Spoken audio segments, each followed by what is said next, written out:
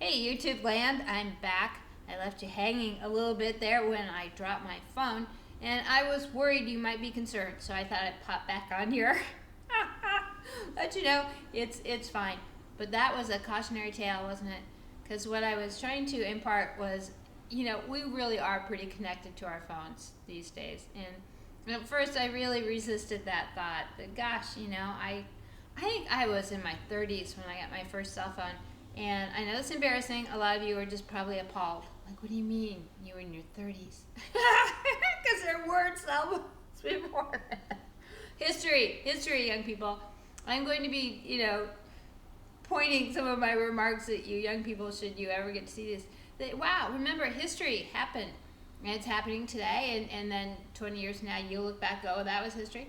History really can teach us so much and help us prevent from doing ourselves in. If we look at, what happened before might indicate what's going on now and then what might happen next. Okay, believe me, I'm a big fan of young people. I really am. But I was young once and I have made so many errors. Let's review just this morning. The phone. Okay, the phone. I was hoping. I'm a huge Star Trek fan, and okay, we could go back and forth.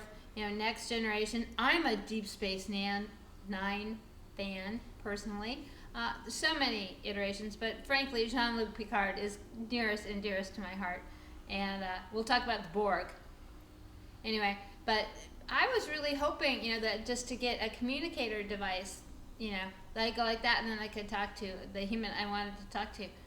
I didn't realize it's pretty clunky still. I would just like to think, I want to talk to Counselor Troy, and she'd be right there, and I wouldn't have to figure out an app and get insurance and go through all these long, drawn-out questionnaires. No, I would like to talk to the counselor now. Anyway, but the point is being, we have gotten kind of attached to these phones, and until they're actually implanted inside and feeding off our own energy waves, we have to plug them into the planet, to the solar.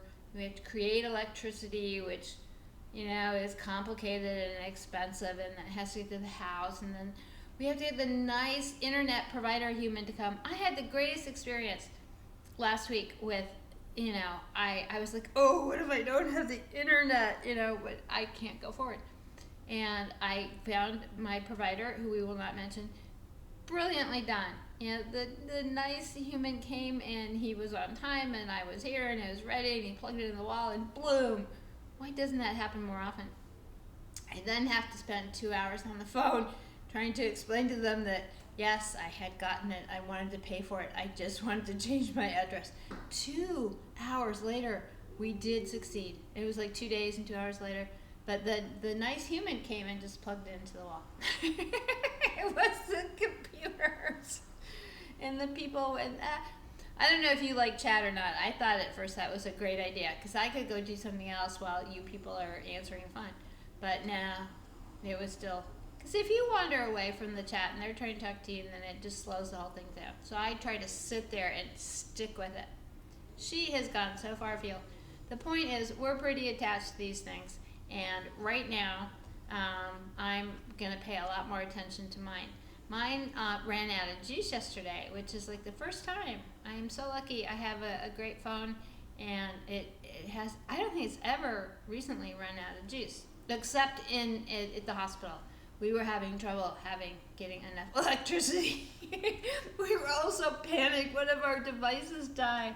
And I went for 2 days with neither a laptop nor a phone, which you're like, wow. But people were, providing you food and helping you get to the bathroom, and they were providing medical care. What's the big deal? Well, I didn't have either one of my devices. Let that be a lesson learned, folks, is let's pay, our devices are important, and especially I know young people, they're even more important than they are to me.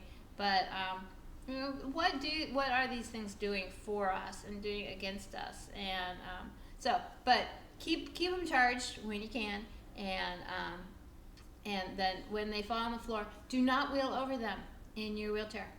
You see, us new to the wheelchair thing have no idea how easily it is to roll over things. And yeah, this thing has a case on it and might withstand me rolling over it, but I am not light and this wheelchair is not light, and that might be more than this phone could endure. And then what would I do? So anyway, first of all, do not panic. So we're going to take a moment to highlight something that I would like to talk about more and more, and I want to hear from you people, you all of you. I want to hear from humankind. Is how do we avoid panicking? And I think I have some insights. First of all, read. We're going to talk about books. Read The Hitchhiker's Guide to the Galaxy. One of the most fabulous. It's a series of what? There's 7 Hitchhiker's Guide. 7 in a series. Sci-fi has meant so much to me. And The Hitchhiker's Guide, Douglas Adams sadly is no longer with us, but wow, what a great guy. He really was an amazing man. And he really, really cared about the animals and did a lot for wildlife conservation. So right there, what a great guy. But The Hitchhiker's Guide to the Galaxy, here, I did this, I was on stage recently, briefly, but one of the things that I put in my piece that I wrote and performed was a piece from The Hitchhiker's Guide, not the piece, but a notion from The Hitchhiker's Guide. So read it, you'll get this instantly when you do. But so everyone on the planet should be issued, in the cosmos should have a copy of The Hitchhiker's Guide to the Galaxy. It's how you get around.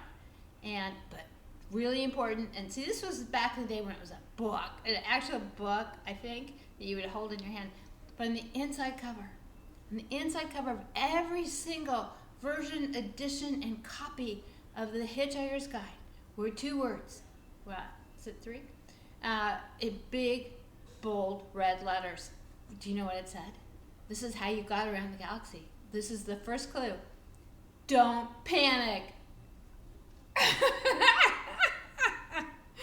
Wouldn't it be so nice if we could all do that? Especially in this, there's no one pounding at my door. I feel very safe now that I have my phone and I'm on the wheel, so it's not going to fall over anytime really soon.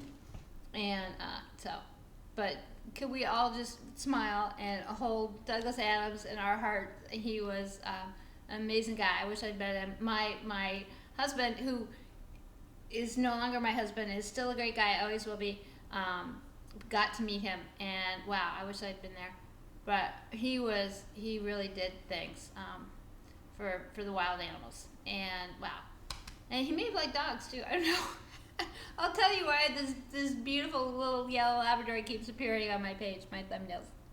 She's not here, sadly. Loves to all. Sunshine.